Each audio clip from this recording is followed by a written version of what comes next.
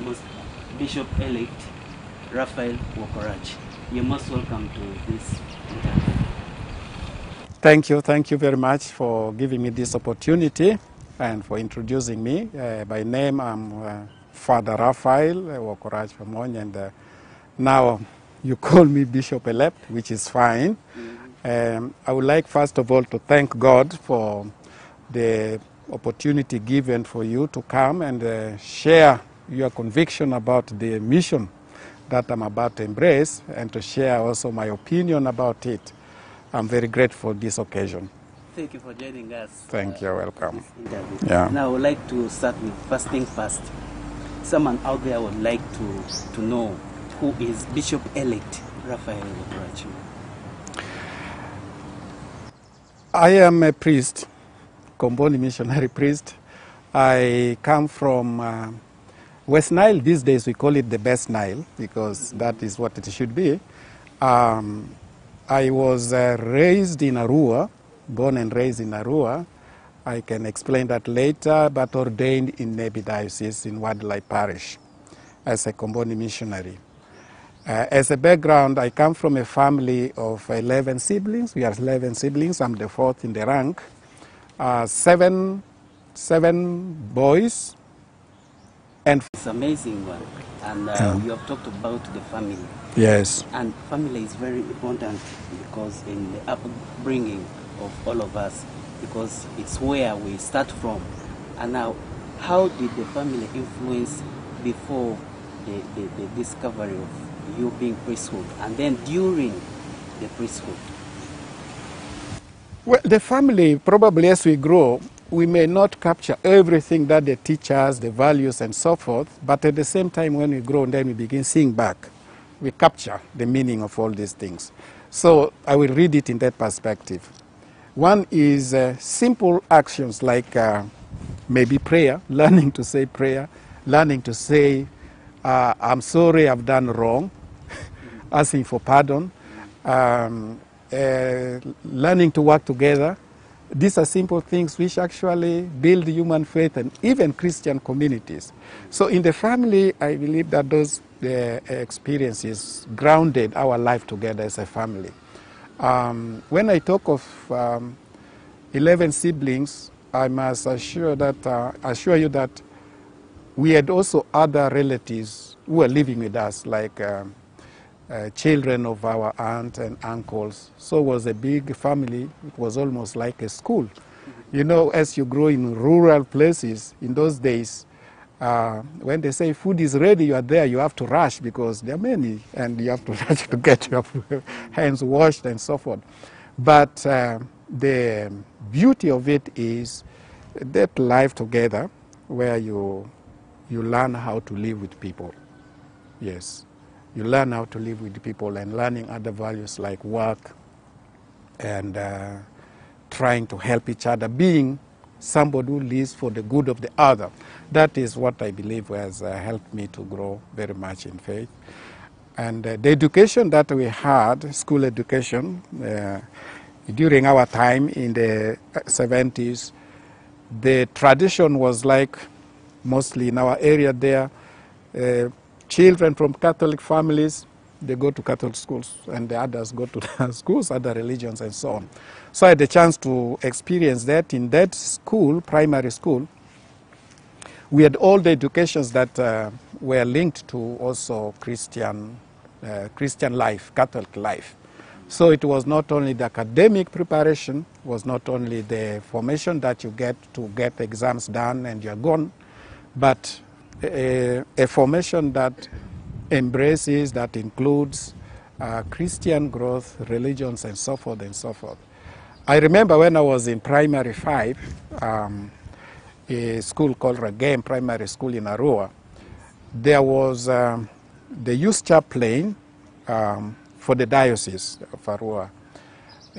He organized religious competitions among all the Catholic schools in the diocese. And they put exams based on church histories, some stories in the Bible, and we had that exams. And I performed with that even knowing I did well. I was given a Bible as a gift, a token. So that was quite uplifting. It remained with me as a beautiful experience. And these are some of the experiences that build one and built me also to say there has been moments in which faith was guided, both in the family and also in the school where I was. So the environment favored a lot. Wow, that's good. Now, Bishop-elect, what really inspired you to join this religious life? I first started my desire to become a priest by going to minor seminary of Wokorach, Saints Peter and Paul Arua. I went there. So we did all the 4 years of secondary school in the seminary, Wokorach. And of course, that time I didn't know the difference between being religious, being diocesan. Priesthood was the priesthood. I knew that I wanted to become that. Aside that, in the church where I grew up, and I was also altar server, altar boy, they used to call it that time, there was a Comboni priest called John Troy. He was so active and he was very eloquent in the local language, very lively. And most of the preaching that he was presenting, it was like, you know, there is life which doesn't end, eternal life. Then there is also life that leads to death, you know. In my mind, it was like, priests don't die. Priests don't die. So I thought I should become a priest. I was afraid of death. So it attracted me to go to the seminary. Now, when I reached the seminary in the second year, there was a priest who was teaching, living in the seminary. He died. He was burned by gas or something of the kind. Joseph Uyuru, I remember his name. And the gas exploded in the bathroom, burnt him badly, and later he died. So I had again to reformulate my understanding of what a priest is. Because initially, priests don't die. Now, there is here this evidence. So, as I think it happens in lives of many people, the initial trigger may be very shallow or far. But when you are there, the demands come. You must deepen. You must deepen now the reason why you're there. And that's what happened. So that is what triggered it. And eventually I remained in the seminary, and later I had contact with many other seminarians and priests who also inspired me, guided me. But most specifically was Father John Baptist Oparge, was also a close friend and neighbor. He was already with the Combonis. He was going to study in Rome. And at a certain point I said, let me write and ask him what he thinks. So he advised me, join the Combonis. As a friend, I joined the Combonis. And besides, you know, the Combonis were so many in the region, in the diocese. So many good examples. I remember I went and talked with one called Father Lino Meek, who was headmaster from Bachi. I went and talked with, he's called Satori, who was going to be beatified, I hope, very soon. And some of those great people, I had the courage to go and say, I feel like this, what can I do? And they encouraged me. They put me into contact with the vocation director, and I was guided through. Yes. Wow, it's an amazing experience. You interacted with a lot of people who guided you. Yes. That's a good experience. Yes. Yeah. I believe in life to grow, you need to be guided. We need to be guided in our choices. Probably, I call it a blessing on my side to seek it and listen to it. We can become presumptuous. We can presume we know, we are right. Or even we may go to be guided by people who are not the right one for what we are looking for. But I thank God that at least He put in my life, in my path, on my road, the right people to guide me. Yes. So I went to priests who were very much well motivated, and they could listen and tell me what they were seeing, and they also prayed for me. So that contact was progressive, and I moved on like that. So I treasure guidance. I treasure guidance. Yeah. That's good. Now, Bishop-elect, how has been your experience since your priesthood, especially in serving the Lord? My experience, How it has been. as I mentioned earlier, I can say I've enjoyed my life as a priest. Since my ordination, that is 28 years ago, I don't know where you were, but 28 years ago, I was never given chance to work in Uganda. I never worked in Uganda. My missionary life has been always out. The first one was Congo. I was in Congo from 93 to 94 to 2000. And then I went to Togo, West Africa. And then for a while I went to Italy for some courses. And then I was assigned to US. And then from US I was assigned to Kenya. And it is from Kenya, that's where now I'm coming back. So I'm coming back to Uganda, I'm coming back home now as a bishop and so forth.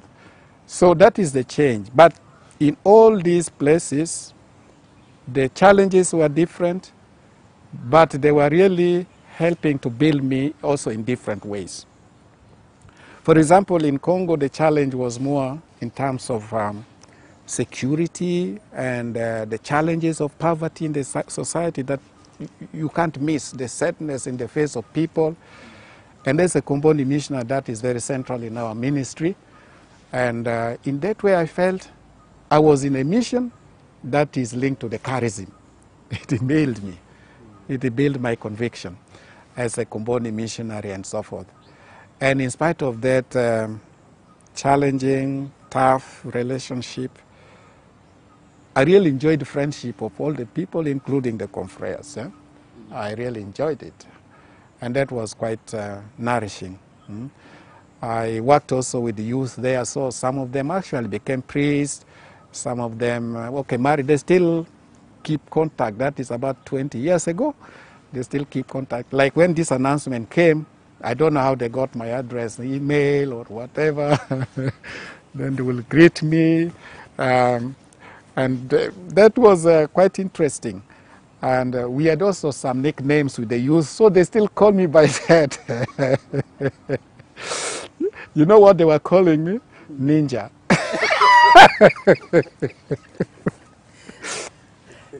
The reason was simple. Anyway, I was sometimes pushing them like a bulldozer, and they said, this guy must be a ninja to do that. So they kept calling me ninja, ninja, ninja. You know, I enjoyed it because the parish where I was a town parish, Kisangani, and the neighborhood was a popular neighborhood. So people are crowded. I had a mountain bicycle, and my habit was to move around, okay? So every time, riding bicycle, then every children, ninja, ninja. That is always, that I enjoyed the rapport. I try to build their faith and vocations also. I'm very happy about it. I think, if I may count, maybe more than 5, 6 became priests. Some became nuns also. Yeah, that was. And then in the late, I went to work in the seminary in the postulancy of the Combonis, also in Kisangani. And then there was war in that town in 2000, and then I was forced to come out. So I went to Togo also in the formation house. So in other words, I was staying with the young people and so forth. So in a way, that was the journey linked with accompanying people who are building their life and building their vocations. And I believe what I contributed, let me call it the good heart, it helps to also nourish their faith and to discover their vocation.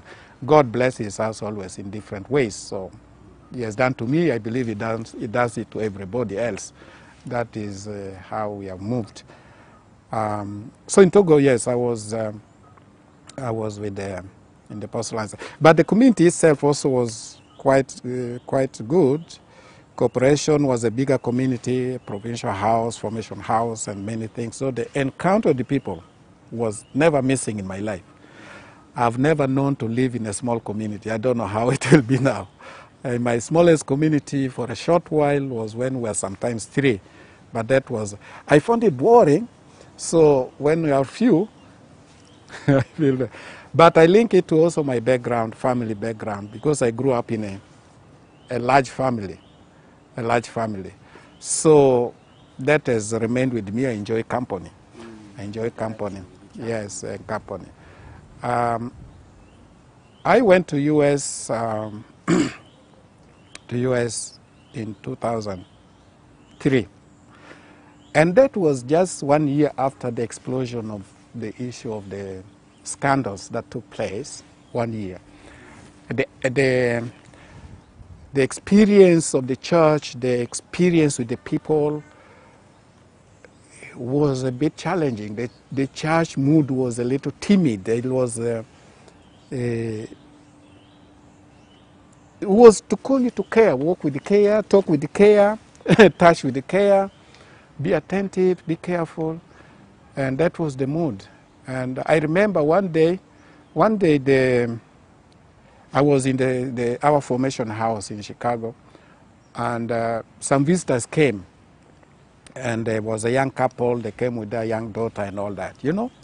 So out of was a friend. I picked the daughter and carried like this, and one Christian said, "Oh, Father, you still carry this?" Was, you know, it's like don't touch.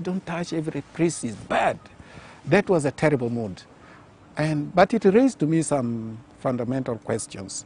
And with this, I thought we needed to make reflections on what it means to be a priest. What is it all that is challenging us today?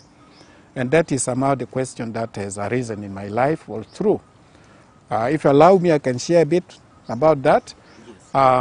It builds on that, because also when I was in Congo, I'm sorry to take you back, when I was in Congo, working also with the youth, especially the vocation group, I used to present in our formation program figures from the Bible like Abraham and Moses, and then the apostles, like Paul, who is like a fire, is always fighting, but doing his work with joy and all that, without fear.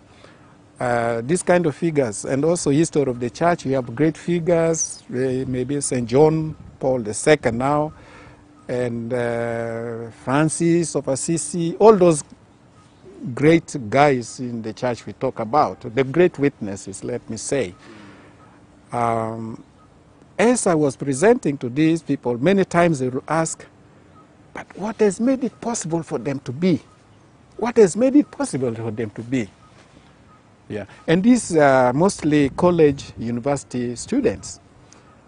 So in a way, it came to my mind like maybe education, schools or universities are not offering human formation to students. They are being prepared in specific fields as professionals to acquire skills, but the aspect of human Christian formation that should hold the human person together coherently, consistently, probably was missing. Probably was missing. That was the question. And that has been something that also came out when I was in the US in the context of these challenges of the scandal and so forth.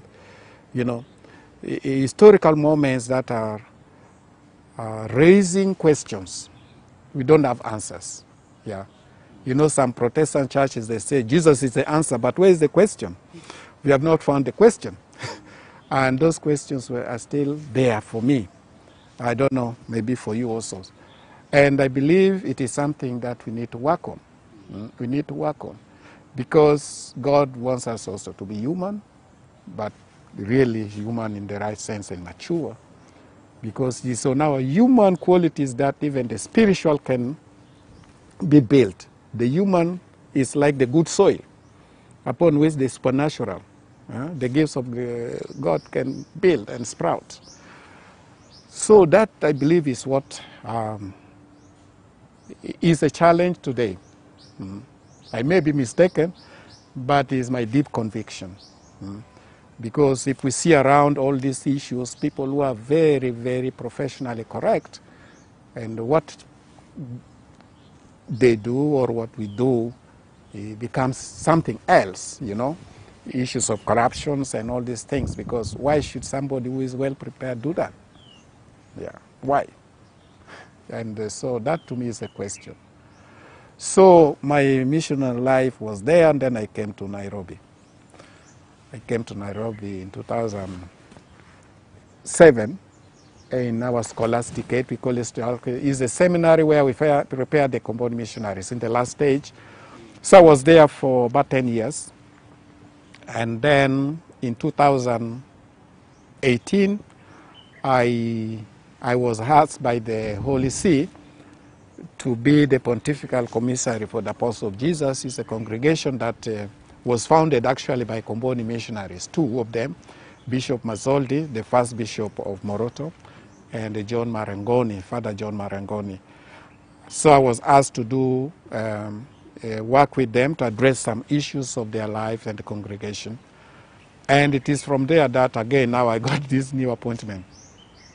We have seen you have gone through all these countries, serving as a missionary and as a priest. You have met a lot of young people. Now, what guided you throughout your whole life as a priest? What guided your focus? Yeah, thank you. I will say I should thank always God, because sometimes even when, you know, you get overexcited in what you're doing, it reminds you. It has always reminded me. I even remember in Congo, the priest I was with, very holy priest, called Benito, is still there in Congo. He always reminded me, be careful with the young, they can also, you know, take your attention away. You know, you go dancing and at the end you forget the convent. So, listening to the voice of those who mean a lot to you. Even if it is challenging, I think it is important. It is important to learn to listen. I have developed a feeling, also maybe because of the ministry that I've been doing, that listening is what defines who we are. Listening defines who we are. What we listen to makes us to be what we are. You know, when we listen to voices of, let me say, even professional, if you listen to the voice of scientists, you become a scientist, I believe, right? But if you listen also to the voice of God, you become a man of God. If you listen to the voice of people who mean a lot to you, you tend to share more deeply in what they live, you know. So listening, and more than that, our faith, our growth starts by listening. Our connection with God is connected from the mouth of God to our ears. As St. Paul says, if nobody proclaims to you, how will you know? And so that is where I believe we get rooted. And in my approach to the ministry, even with the youth and whatever people, I tend to say, do you learn to listen? And if you listen, what voice do you listen to? Because in our midst today, there are so many voices. There are so many attractions. And they're beautiful, they may take us. So the moment we begin listening to one kind of voice, it draws our life, our energy, our attention to that direction. And that is what I believe challenges us all the time. To identify what we listen to. And if we love it, I think we get the guidance that is necessary, that is needed. So I believe that is fundamental in what has been, and I will encourage that at whatever age we are in, not only the youth, even the old, listening is important. And we must know what voice we listen to. Yeah. Thank you very much for that insight. Bishop-elect. How was your experience when you had the announcement of this such great news as the Bishop of Nebi Catholic Diocese? First of all, where were you during that time, and what was your experience? I always try to avoid these questions because there was certain unpreparedness when it came. You know, when you're being ordained priest, you know, all these years you're accompanied and it goes like that.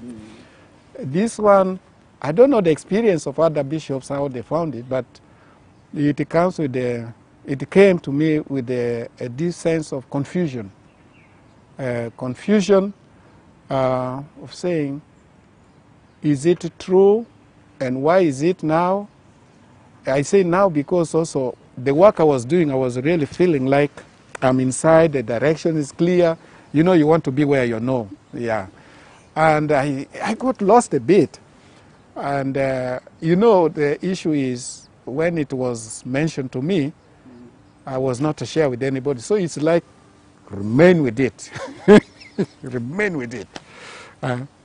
And that is where now you have to really face yourself with God, actually, with God. There's no way you can say, I'm going to my spiritual, remain with it, don't share with it.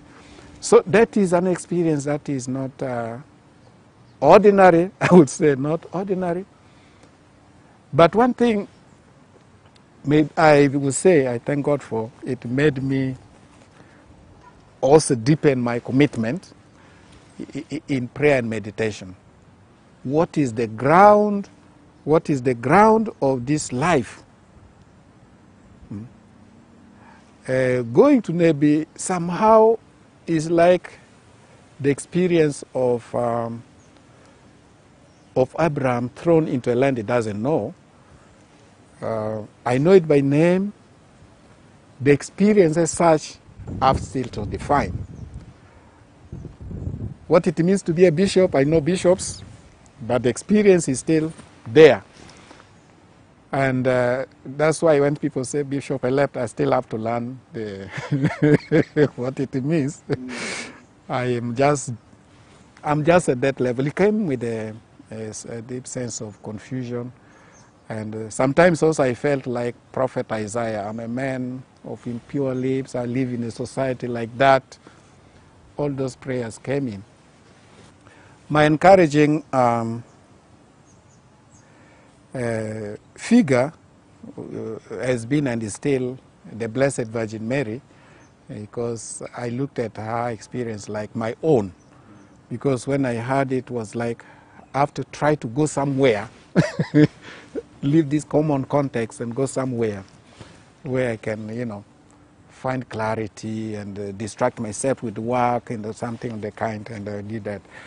So the announcement, it found me in a prayerful moment. I knew the date, I knew the hour, because I was told on such a day at this hour that will be announced.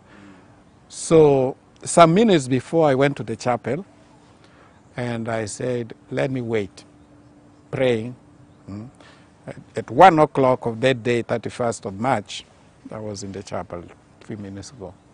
And it was a quiet chapel. And I was there. So as they announced, 2 minutes after, you know, sometimes we journalists are terrible, I received a call. Congratulations, I pretended. What about this? And I said, how do you feel? We have got the breaking news. You know, I think from the Vatican site, they always send it timely. And then I said, yeah, she's still here. Can you give me a bit of time to recollect? I don't know what to say. So it got me in that mood. Okay? So that's how it came. And after that, of course, there was always calls, messages coming from all over. Yes. What does such surprises teach the young people? Surprises, what we can learn from it.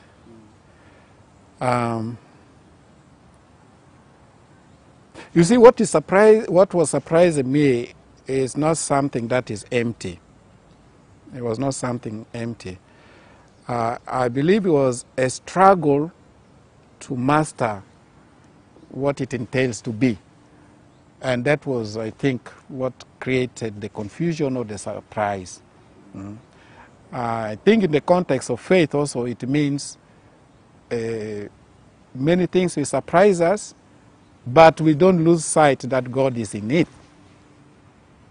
So it should not lead one into confusion of darkness, of frustration, despair. It's not in that sense. We know it is going to come. But only that you don't feel ready. Yes. You don't feel ready. You need to, you will say, God, can you give me a little more time to clarify something of the kind? Yes. So there is that kind of surprise. I hope it makes sense. So in that way, that's how it went. Yeah.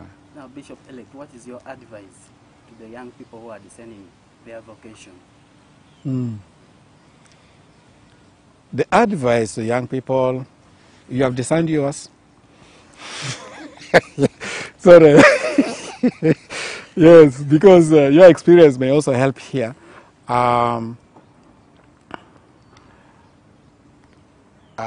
always think more and more that to grow is to listen. I come back to that. To listen. And I believe God has always reminded us, listen, Jerusalem. Listen, listen, Israel. It is Yahweh's way. Listen. My advice to young people, there are many, many, many voices. Okay? Many voices. If this is the last message that you want me to give, I will associate it now with the management of social media. The management of the social media.